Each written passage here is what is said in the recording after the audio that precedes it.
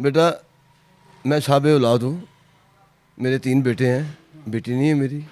माशाल्लाह मेरे बेटे पढ़े लिखे हैं, अच्छी पोस्टों पे हैं।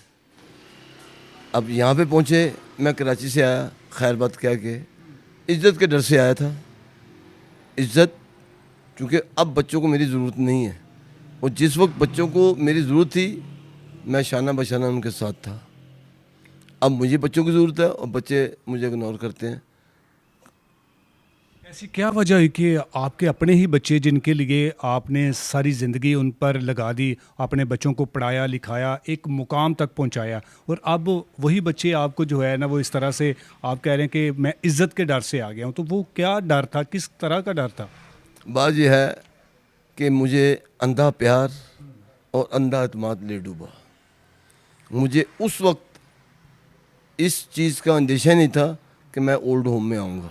अगर मुझे अंदेशा होता, कुछ सिचुएशन ऐसी मैं देखता, तो मैं अपने लिए ज़रूर कुछ ना कुछ सेविंग करता।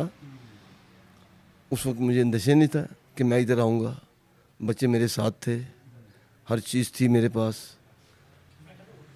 बहरहाल अल्लाह ताला का एक निज़ाम है, दाना पानी हमारा लिखा हुआ था इधर खुर्शीद ओल्ड होम का। हम यहाँ पे आ गए और बड़े अच्छे तरीके से यहाँ पे रहाइश पजीर हैं हम। बात यह है कि मियाँ बीवी का एक रिश्ता ऐसा है, एक म्यान में 2 तलवारें होती हैं।